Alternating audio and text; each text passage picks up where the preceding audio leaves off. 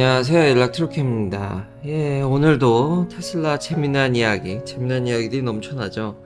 예, 재미난 이야기들과 제가 궁금했던 점들이 조금씩 밝혀져서 그런 것들을 얘기해 볼까 합니다. 특히 이 세미트럭을 뭘 싣고 했는지 제가 궁금하다고 그랬는데 트위터에 그걸 추측하는 이야기들이 나와서 그것도 얘기를 해볼까 합니다. 시작하기 앞서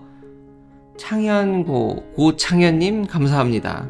이런 의견 진짜 감사하고요. 사고 장애물을 인식했는데도 운전자가 엑셀레이션을 하면 가죠. 제가 인게이지를 하게 되면은 운전자의 의견을 존중합니다. 그러니까 그게 잘못된 거라도 거의 그걸 좀 존중하는 편이죠, 아직은. 그러니까 운전 중에 이게 사고에 크게 도움이 안 되는 거 아닌가요? 아직은 완전 자율주행이 아니니까요. 법적으로도 운전자의 의견을 더 존중하는 쪽으로 주변에 그러니까 다른 주행 보조 장치 내연기관들 AB라는 응급 브레이크라든지 그런 걸 보면은 사고 피해를 줄여주는 정도지, 저속에서는 확실히 쓰지만 이제 고속에서는 사고의 피해를 줄여주는 정도지 아직 운전자의 의견에 반해서 사고를 막아주는 장치는 없습니다. 그러니까 법적으로도 아직 문제가 있고요. 제일 큰 문제가 그거죠. 이거는 제 의견대로, 그러니까 운전자의 의견을 차가 판단하기에 이건 잘못된 거니까 나 안 들어오지 않습니까? 근데 아직은 그렇지가 않습니다. 그러니까 법적인 문제, 이렇게 만들면은 법적인 문제도 있고 FSD 베타를 쓰면은 다 인식하는 게 보입니다. 그러니까 그런 패스웨이 상에 있다고 생각을 하고 아직은 운전자를 도와주는 거죠. 그러니까 다른 회사의 주행 보조 장치 대비해서 엄청나게 도움을 준다고 생각을 하고 실제로도 안전하다고 계속 얘기를 하고 있죠. 그렇지만 이게 정말 100% 갖다 그냥 박는 게 아니면은 되도록이면 아직까지 법적인 문제라든지 이것도 완벽한 장치가 아니기 때문에 운전자의 의견을 존중합니다. 사고에 크게 도움이 안 된다고 생각하시면은 구매를 안 하셔도 되고, 그리고 많은 분들이 주행보조 장치를 맹신하는, 그러니까 다른 내연기관의 주행보조 장치는 이거보다 현격히 떨어진다라는 점. 그래서 아예 주행보조 장치를 제가 내연기관을 살 때 선택하지 않으신다고 그러면은 제가 할 말이 없습니다. 나는 완벽한 자율주행이 나올 때까지 안 살 거야라는 분들에게는 이제 할 말이 없고, 저는 그거를 잘 이용하고 그 어드밴티지를 쓴다 그러면은 워낙에 도움이 되니까 운전자가 조금 공부를 해서 그 시스템의 장점을 흡수하는 쪽으로 계속 채널에 얘기를 했던 것 같습니다. 아직 네가 다 알아서 해 하고 그냥 나자빠지면 할 수 있는 게 없는 상황입니다. 자, 그러면 이제 세미트럭 얘기를 해볼까요? 트위터에 아주 재미난 얘기가 나와서 이게 니콜라 측에서 얘기를 한 겁니다. 간만에 그래서 니콜라를 보게 됐는데, 니콜라에서 이런 드론 영상을 보고 이거 니네 좀 너무 약간 부정적 뉘앙스로 계산을 잘했더라고요. 이런 식으로 테스트를 했다라 그러면 그냥 저지 베리어라고 해서 이거 개당 한 4,000 파운드 정도 될 텐데 11개 싣고 이렇게 계산을 해보면은 지금 트랙터의 무게는 27K, 그러니까 27,000 파운드고, 웃긴 거는 자사의 니콜라 수소는 어디 갔는지 요즘 니콜라가 전기 세미트럭에 열을 올리고 있더라고요. 아니, 수소는 어디 가고 언제부터 갑자기 이게 전기로 바뀌었는지. 근데 자기네보다 한 2,000 파운드가 가볍다고 합니다. 근데 이제 말이 많죠. 여기 에어로다이나믹이라든지 콘크리트 돌덩이를 넣고 테스트를 한 거다. 그래서 이제 말이 많은데 한 27,000 파운드에, 그래서 대충 계산해 보면은 내연기관이 만든 거에 대비해서 자사가 만든 니콜라의 트리보다는 가볍지만 내연기관 대비해서는 한 7,000 파운드 정도는 손해나는 거 아니냐. 아무래도 배터리로 만들면은 적재 하면 조금 손해보긴 하겠죠. 보통 내연기관이 2만 파운드 언저리니까 요렇게 해놓고 테스트하자. 근데 공식적인 답변은 없습니다. 그냥 이런 드론 영상을 보고 니콜라에서 조금 추측을 해본 거죠. 근데 이 정도면 저는 선방했다고 생각을 하거든요. 고작 7,000 파운드만 손해나고 이걸 할 수 있다라면, 근데 에어로다이나믹이라든지 실제 컨테이너 박스를 넣어보고 해봐야 되고, 실제 테스트한 데이터가 더 정확하겠지만 현재까지 나온 걸로 봤을 때는 이 정도면 선방하지 않았나? 라는 생각이 듭니다. 그러면서 니콜라를 봤거든요. 니콜라를 봤는데 니콜라 가서 정말 안 사실 중 놀라운 사실은 캘리포니아만 여기에다 보조금을 살포하는 게 아니라는 겁니다. 예, 뉴욕은 더 합니다.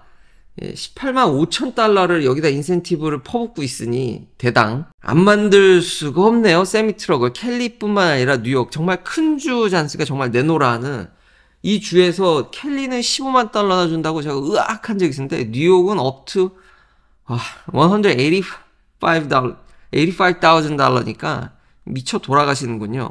그래서 니콜라 트리의 스펙을 보니까 주행거리가 조금 테슬라 세미 대비해서 더 무거우니까 테슬라가 얼마나 감량을 잘하는지를 알 수 있습니다. 확실히 경쟁력이 있다라는 거죠.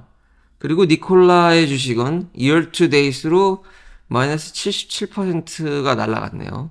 예, 뭐 이건 제가 예전에 간만에 봤는데 역시 예상대로 쉽지 않죠. 그만큼 대량 생산과 그리고 수소는 어디 가고 물론 계획상이 있겠지만 로드맵에 있겠지만 갑자기 지금 트위터에 보면 이런 트리 얘기나 지금 인센티브 얘기가 많이 나와서 진짜 안 만들 수가 없다. 제일 중요한 건 역시 보조금이다.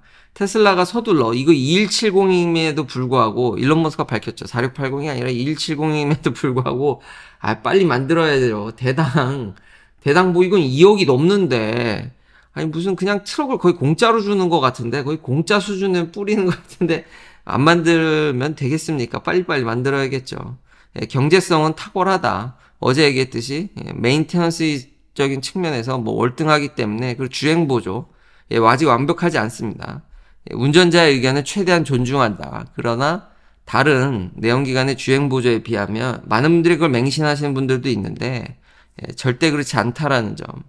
그리고 운전자의 의견을 최대한 존중하는 게 법적으로. 그러니까 제 의견에 반하는 걸 하려면 법이라든지 이런 기반 시설이 다 바뀌어야 됩니다. 사람들의 인식이라는 게. 그리고 FSD 베타가 웬만한 걸 해주기 때문에 FSD 베타니까 미국 한정 얘기인데 그러니까 FSD 결국 구매를 해야 되는 문제가 있는데 그거를 하고 FSD 베타로 주로 돌아다니면은 알아서 그래서 이거 보조금 때문에 이런 이야기도 나옵니다. 무려 지금 펩시코 지금 제일 먼저 테슬라의 세미를 딜리버리 받는 회사인데 15.4 million 달러. 진짜 이럴 줄 알았죠. 제가 거의 공짜로 뿌린다는 이 도대체 돈이 얼마입니까? 뭐 거의 200억 가까이 되는 돈을 그냥 차를 그냥 공짜로 사는 거네요.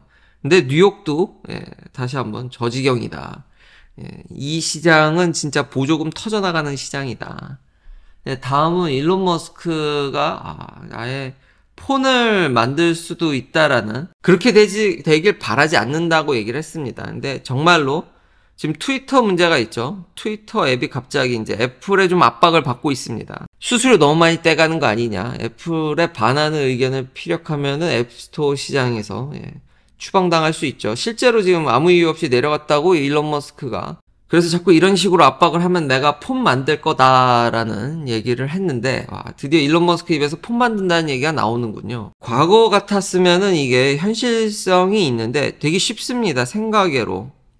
폭스콘이라는 회사뿐만 아니라 폭스콘을 따라하는 여러 중국 회사들이 폰은 내가 만들 테니 많은 미국 회사들한테 소프트웨어만, 그러니까 자기들이 잘 힘든 소프트웨어만 만들어 오면은 우리가 하드웨어는 제공해 줄게 라는 회사들이 굉장히 많습니다. 진짜 생각보다 많습니다. 그래서 최근에 나오는 뭐 안드로이드나 뭐 애플에 지겹지 않냐 하면서 나오는 브랜드들이 꽤 있는데 다 그런 식으로 나오는 겁니다. 만들어주겠다는 회사들이 줄을 섰습니다. 그 중국의 그런 제조 인프라는 정말 상당합니다. 근데 지금은 미중 갈등으로 인해서 그걸 하기가 쉽지가 않고 애플 역시도 생산기지, 그러니까 폭스콘이 지금 베트남으로 가려고 하고 있기 때문에 그런 배경에서 이런 말을 할 수도 있다라는 거죠. 그러니까 생각보다 그런 회사들이 많고 애플의 센서십에 대해서 많은 사람들이 불만을 갖고 있다라는 걸 알 수 있습니다. 그래서 구글 안드로이드가 있는 거죠. 근데 구글 안드로이드도 수수료를 또 어마하게 뛰죠. 구글 플레이 스토어도. 두 회사가 그냥 독점하는 시장인데 근데 애플이 이렇게 앱스토어를 빡세게 아주 타이트하게 관리했기 때문에 물론 본인 의견도 반영됐지만 그렇게 관리했기 때문에 우리가 이런 기능적인 면이나 별 문제, 파편화라는 문제. 안드로이드 앱은요, 그 계속 쓰다 보면은 OS랑 앱의 충돌이라든지, 새 폰은 상관이 없지만, 아니, 심지어 새 폰도 옛날 앱이랑은 또 충돌이 나서 호환이 안 되는, 뭐 그런 경우는 흔하지 않지만, 주변에서 그런 경우가 이렇게 커스터마이즈 된 앱들은 그런 문제도 생기더라고요. 그러니까 애플이 완전히 일체형으로 유기적으로 관리를 했기 때문에, 이걸 그 통합 관리를 했기 때문에 별 문제가 안 된다는 장점이 있지만, 예, 이런 폐쇄적인 문제가 있죠. 그래서 항상 제3의 물결에 대한 니드가 있다라는 걸 일론 머스크가 전 재확인해 줬다고 생각을 합니다. 근데 지금 당장은 어렵고, 아마 지금 팔고 있는 차를 베이스로 스마트폰으로 확장하는 것도 가능하지 않을까. 차 안에 들어간 소프트웨어를 테슬라가 다 설계를 하니까. 근데 만드는 거는 쉽지 않고요. 아마 베트남이나 그런데 이제 기지들이 다 옮겨가고 그런 회사들이 계속 일론 머스크한테 구애를 하면 폭스콘이 전기차를 만들 게 아니라 애플한테 끌려다닐 게 아니라 일론 머스크 의견을 들어서 폰을 만들 수도 있겠군요. 그러면 자사의 소프트웨어만 탑재해서 나중에 지금 당장은 쉽지 않지만 정말로 일론 머스크 말대로 얼터너티브가 없으면은 불가능한 건 아닙니다. 생각보다 그런 회사가 되게 많다라는 점. 근데 그런 회사들이 대부분 실패했죠. 그것도 있기 때문에. 근데 일론 머스크가 하면은 다르지 않을까. 지금 트위터 같은 경우도 일론 머스크가 자꾸 이걸 인수하고 나서 더 트윗을 하고 계속해서 지금 어그로를 끄니까 액티브 유저도 늘고 회사 상황은 좋아지는 것 같긴 합니다. 근데 테슬라에 좀 신경을 써줬으면 좋겠는데. 그리고 10년 뒤에는 지금 테슬라의 모노폴리스틱한 셀프 드라이빙 소프트웨어에 대한 컴플레인을 저 역시도 기대합니다. 지금은 애플의 독점적인 앱스토어 문제에 대해서 사람들이 지금 트위터에 이게 지금 난리거든요. 그래서 얘기를 안 할 수가 없었는데 일론 머스크도 여기에 댓글로 맞는 얘기다. 아마 지금 이렇게까지 자율주행 소프트웨어를 제대로 하는 회사가 유일하기 때문에. 근데 아직 완벽한 게 아닙니다. 사람들의 기준이 다시 한번 이건 너무 저희 와이프도 이런 의견을 피력하니까 그냥 말만 알아서 해줬으면 좋겠다라는 얘기를 하니까요. 사람이 참 간사하죠. 다음은 딜리버리 얘기인데요. 그러니까 얼마나 인도했는지. 소이어도 이런 걸 얘기를 했는데 S&P 500, S&P 글로벌에서 나온 건데 이건 미국 얘기긴 합니다. 근데 지금 테슬라가 전기차 시장에서 한 65% 그러니까 좀 떨어졌다라는 거죠. 그래서 내년에는 더 떨어지지 않겠냐라는 얘기가 하는데 특히 자세한 분석 내용을 보면은 싼 차들이 문제입니다. 그러니까 저가 공세에 테슬라가 많이 깎여 나갈 거다. 근데 럭셔리는 뭐 압도적이죠. 럭셔리는 86%입니다. 포르쉐 타이칸은 어디 갔나요? 제가 이상한 게 아닙니다. 뭐 타이칸 오너들은 더 희소성이 올라가서 좋아할 것 같지만 회사는 좋지 않습니다. 타이칸은요 2021년에는 3분기에 1,800, 2,000대 좀 안 되게 팔았는데 요번 지난 3분기 보니까 한 1,000대 조금 넘게 팔았더라고요. 뭐 한 달 한 500대도 못 팔았네요. 회사에 좀 전 치명적이지 않을까라는 생각이 들고요. 지금 2위가 아우디입니다. 그나마 아우디가 좀 3%, 리비안. 그러니까 제가 이상한 게 아니라 그러니까 아마 올해 초부터 그리고 요 데이터 소요가 보여준 거는 작년 10월부터 올해 9월까지인가 딱 1년치네요. 지금 테슬라가 여전히 이것도 참 재미난 데이터인데 여전히 토요타나 혼다의 고객을 끌어오고 있다는 겁니다. 그냥 저가의 대명사죠. 아주 효율성 높은. 여기 타는 오너들도 지금 테슬라로 많이 넘어오고 있다라는 거죠. 근데 이거는 좀 숨은 게 있는 게 벤츠나 BMW가 옛날같이 이렇게 럭셔리한 게 아니라 물론 BMW나 벤츠의 고객들도 엄청 많이 뺏어왔더라고요. 근데 이게 가격 차가 줄어가지고 토요타나 혼다에 좀 옵션을 빵빵하게 넣으면은 거의 뭐 BMW나 벤츠의 깡통은 가게 만들어져 있더라고요. 혹은 그거를 상회하게. 그러니까 가격 차가 줄어서 뭐 요즘 토요타나 뭐 벤츠나 가격 격차가 줄었기 때문에 여기 타시는 분들이 뭐 테슬라로 넘어오는 게 그렇게 이상한 일은 아닌 것 같고요. 그리고 제가 몰아봐서 아는데 아니 생각보다 이게 메인테너스가 안 들어간다니까요. 뭐 오일을 갈 필요가 있습니까? 특히 이 동네는 기름값이 비싼데 회사라든지 공짜로 충전할 수 있는 기회가 다른 주 대비해서 더 있는 것 같습니다. 그러니까 여기 이 동네에서는 안 탈 이유가 없는 것 같고요. 충분히 경제성이 납니다. 근데 다른 주는 다를 수 있습니다. 그러니까 전기값이 생각보다 안 싸거나 기름값이 생각보다 안 비싸면 여기는 엄청 비싸거든요. 켈리는 뭐 손에 꼽힐 정도로 비싸니까 그러면 얘기가 다른데 정말로 돈이 안 들어가고 그리고 제가 그렇게 이상한 게 아니라는 점 다시 한번 럭셔리는 뭐 그냥 여전히 초토화내고 있다. 이게 전자장비가 좋지 않다라고 이거는 제가 이상한 게 아니라 이 많은 소비자들이 미국의 진짜 수십만 명의 소비자들이 뭐 최면에 걸렸습니까? 그렇지 않다라는 점 제 스탠다드는 대세를 따릅니다. 그리고 저가에 있어서도 지금 제가 계속 보조금 얘기하는데 지금 테슬라 퀘벡에서 LG랑 지금 배터리 패스포트를 준비하고 있다는 얘기가 나옵니다. 그러니까 로머티리얼을 트래킹하려는 겁니다. 보조금을 받기 위해서 중국을 떨쳐내고 중국의 로머티리얼 그러니까 사실 중국 로머티리얼도 세지만 중국이 잘하는 거는 리파이닝 하는 게 더러운 일을 너무 잘해서 그걸 이제 다 떨궈내려고 하기 때문에 지금 트래킹 해가지고 내년 보조금을 준비한다라는 거죠. 그러니까 LG 입장에서도 테슬라가 잘 팔아야 됩니다. 계속 얘기하는 게 기존 내연기관 회사들은 전기차를 이렇게 잘 안 가려고 합니다. 이게 이렇게 팔아가지고 도대체 어떻게 배터리 회사를 먹여 살려줍니까?